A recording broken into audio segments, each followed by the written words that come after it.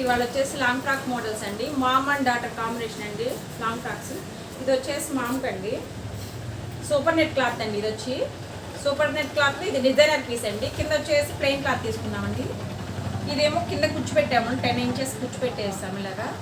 Neck వచ్చి scallop ఇచ్చామండి. Hand వచ్చేసి పఫ్ ఇచ్చామండి. పైన కింద ఎలాస్టిక్ వేసామండి. ఈ పాపదండి, చిన్న పాపది. ఇది కూడా సేమ్ అండి. నెక్ వచ్చి స్కాలప్ ఇచ్చేసాము.